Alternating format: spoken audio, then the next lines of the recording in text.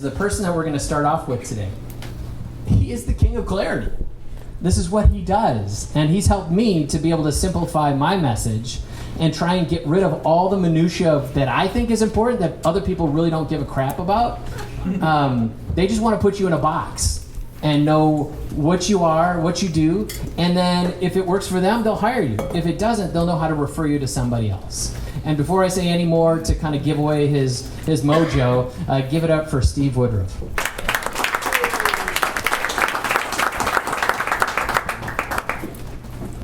Okay, so thanks for that, Angus, and for the opportunity, and it's very nice to see all of you. We're going to be using the word clarity over and over again until you get sick of it.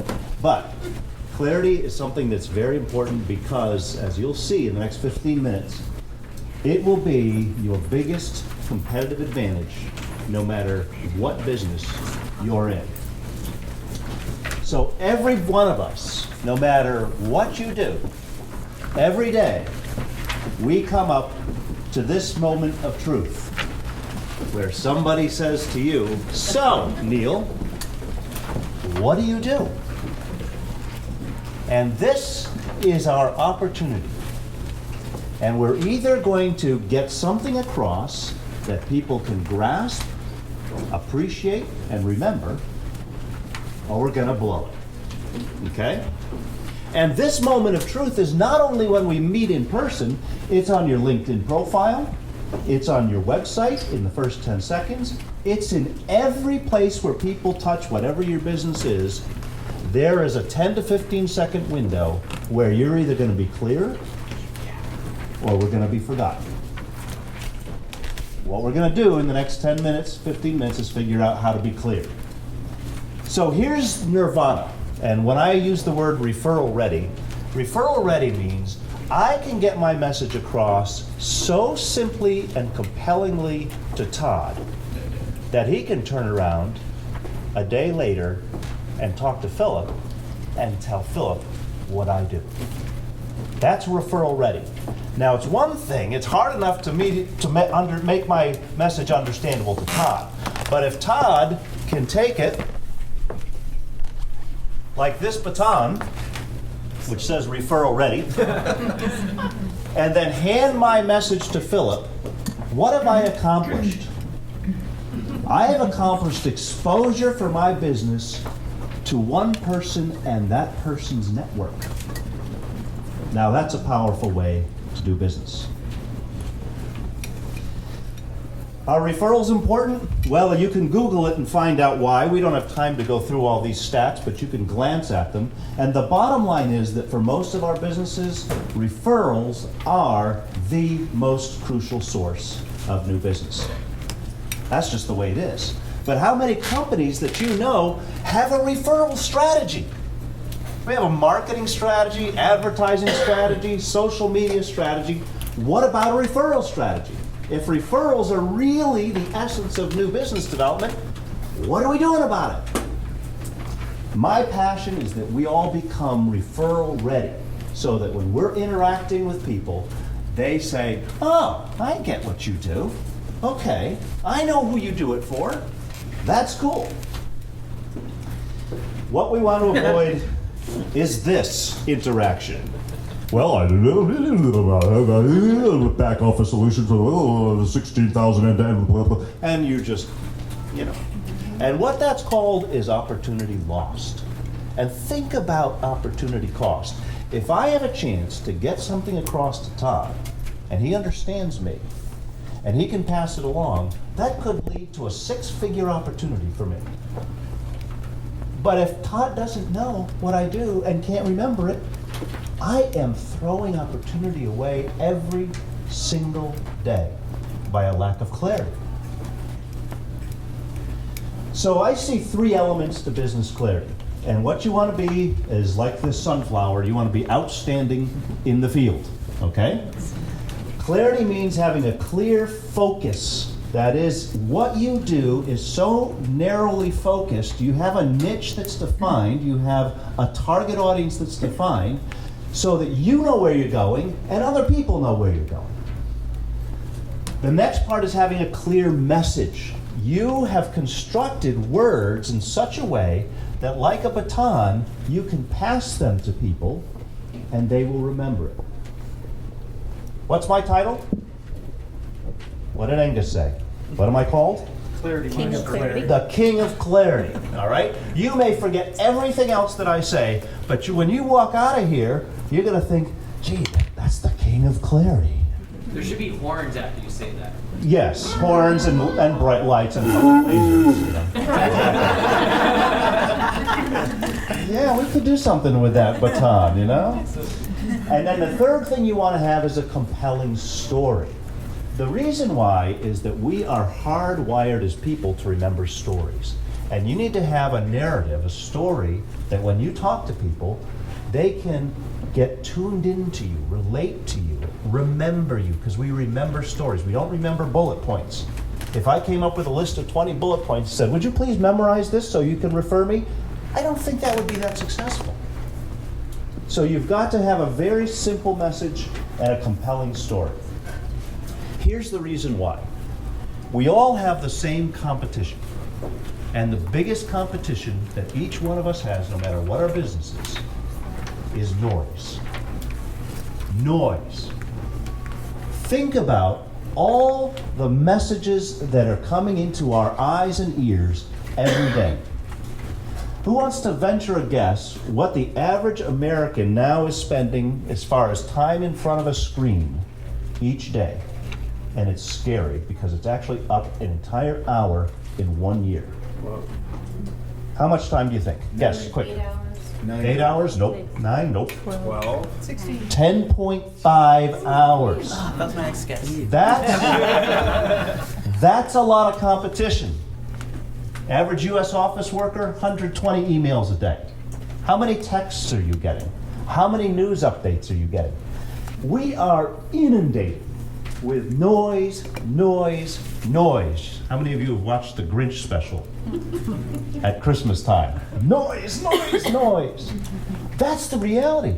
Our message has to get through a whole bunch of external and internal noise. That's a tough challenge. And that's why we have to be very proactive, because our target audience is a brain that's trying to process all that information. And this brain has a defense mechanism. It has 3 letters as initials. Anybody know what it is? ADD. You're going to love these 3 letters after today, because this is either your worst enemy or your best friend, depending on how clear you are. It's the RAS, the reticular activating system. Think of the RAS as the brain's filter. Right now, your 5 senses are pouring information into your brain. Every day this is happening. And your brain is actually filtering out automatically the vast majority of it. Otherwise, you would be quivering like somebody that's just been tased in insanity on the floor with the overload of stimulation. So the RAS keeps the noise out, but what it's looking for to pass on is whatever is new, stimulating, important, or amusing. That's what the RAS lets through.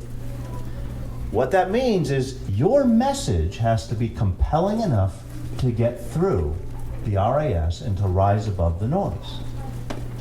That's why clarity is your competitive advantage. If you know how to do that, all your competitors can just simply stay in the noise. You're going to figure out how to get through. I like to think of it this way. You see that little tiny blue dot up there? I've got 1 pixel of space for you, Philip. Just 1. That's all I've got. You're not that important to me. My life is, I've got too many things that are important, and I just meet Philip. I don't have 30% of my brain to devote to remembering Philip. I have 1 pixel. So, Philip's got to get into my head, into this little tiny space, and given the capacity I have and the competition of the noise, with a dart of information. Not a huge dump truck load, a dart. And what you've got to do, each of us realistically, is remember, every person you meet, you got 1 pixel. You want to put the right pixel in. It's not their job to figure you out. It's your job to put the right pixel in your heads. In other words, you need to pigeonhole yourself. It's human nature to pigeonhole. We have to categorize. Anytime we see information, meet people, we have this incredible capacity in our brains, this compulsion to put things in categories. It's like hashtags, is what it is. We hashtag stuff. So for us to be in the right place in people's memories, we've got to put the right hashtags around who we are, who we do it for, what exactly we do, and why we're wonderful. That's pigeonholing yourself. Here's the thing, you're going to be pigeonholed. So you may as well put yourself in the right pigeonhole. So you claim your hashtags. When you think about me, I want you to think about the words clarity, small business, and referrals. I don't want you to think about 2,000 other things. What? I only have one pixel. Yes, I know, but those can all fit into that pixel because they're blue. Come on, Angus. It's biology. It's science. So, one of the things I encourage people to come down to is your unique value statement. And this is on the worksheet that you have. If you can get your business, your offering, your work, your art down to this statement, you are well on your way to a dart of clarity. We fix, or I fix, this pain for these particular clients by this superpower. And the superpower is the strength, the differentiator that you have that makes you special. Okay? Everybody has a superpower. And when you're going to sell yourself to the marketplace, you want to sell yourself not as a commodity. I'm just another accountant. Well, that's memorable. No, you've got to talk about why there's something about you that's really, really great as far as your accounting skills and as far as the exact target audience you serve. Okay? So these are the specifics. And you want to talk about business pain because pain is what opens wallets. If you go to somebody and you are a consultant for HR stuff, okay? And if you go to somebody and say, hey, I do consulting for HR stuff, that doesn't speak to my pain as an HR person. If you say, I have particular strategies for retention, because as you know, one of the biggest leakages of cost in any corporation is the money you throw into people and then you lose them. Now you're talking to the pain. And pain is what people pay for pain relief. And you are pain relief. You are giving an answer to something they're feeling, wanting, hurting. So I would encourage you to take this very simple phrase and see if you can put into words, and you may need help, exactly what it is, exactly who you do it for. 7 billion people on the planet are not your audience. I asked Dan Hazeltine who they work for with Bloodwater, and he listed off a certain set of countries in Africa. You know what that means? There are hundreds of other countries they do not do this for. They have a well-defined target. And if I'm going to refer Todd, I want to know exactly who the people are that Todd serves. By title, by demographic, by location. I want to know his sweet spot. Not just, oh, anybody in Nashville. I can't refer you to everybody in Nashville. So you want to answer these 5 questions. What exactly do you do? In 1 or 2 brief sentences. For whom do we do it? Why do we do this? What's the business pain? What's the need? How do we do it? What's our differentiator? And, if appropriate, where? Geographically. Some things are regional, some things are global, some things are national, some things are a slice. And you want to tell people exactly where your clients are so they're not sending you people that you can't help. Does that make sense? These 5 things help you get to clarity. And then, as far as punching it in to people's minds, I look at these 4 things as crucial. Having your one-sentence summary value statement. This is not an elevator pitch. It's what you say before the elevator door closes. It's what you say when somebody says, so what do you do? Having an evolution story. This is important because people understand story. How I got here is I started doing this, and then I became really good at this, and then I evolved to this, and then all of a sudden it became evident that this need was there and I could meet it. People remember evolution stories. It gives you credibility. Have a success story. You know, I was talking with Angus a couple weeks ago, and he was really wrestling with this, and what we did is we went through this 5-step process that I've got, and all of a sudden he arrived at the answer and became a millionaire the next day. Well, it has to be a credible story. I'm sorry. That one, yeah, whatever. And then an analogy. People's brains work on analogies. We all do. So, if Joanne, let's say Joanne was, let's say she provided toasters to millennial restaurants, okay? I don't know, is there such a thing? But she said, we are the Mercedes of toaster providers. What is she implying that way? High quality, probably high price, premium, prestige. She's stealing Mercedes brand and attaching it to her message so that it can be remembered, and so she doesn't have to use a bunch of words. Okay? I'm not just a clarity consultant, I'm the king of clarity. Now, of course, that makes me sound like an egomaniac, which is fine.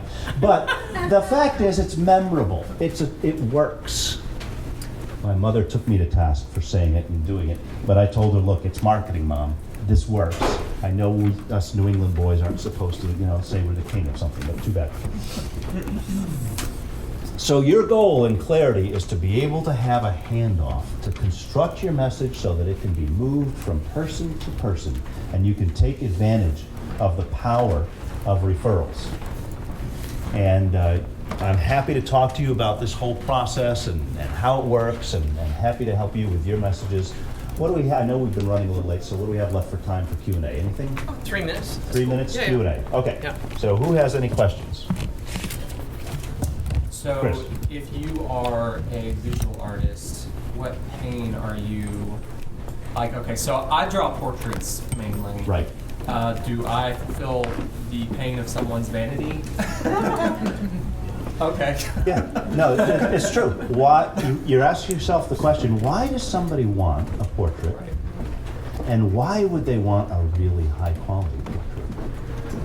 And you can say, I help people capture memories in a way that neither they nor their children or grandchildren will be embarrassed about. Because you've seen some embarrassing portraits, right? Nobody wants those. So the pain is, I'm going to prevent you the pain of embarrassment by settling for a lousy looking thing. How do you help your clients answer these questions? Because it's not so cut and dry. What process do you use to get them to the answer? I work with clients, basically it's with small companies or individuals, it's a half a day of intensive process.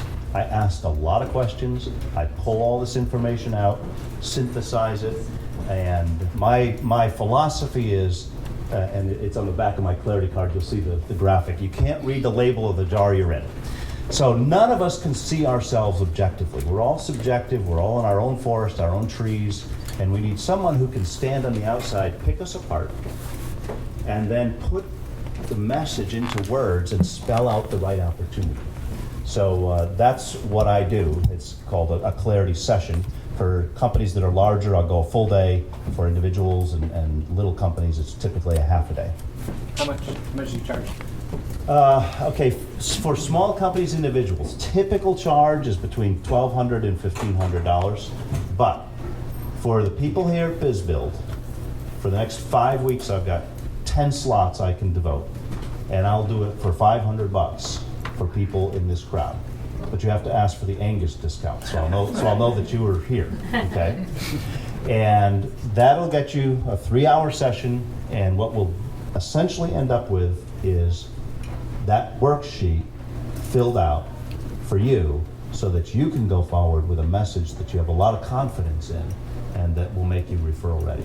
All right, I think we're out of time, but thanks for listening. Appreciate it.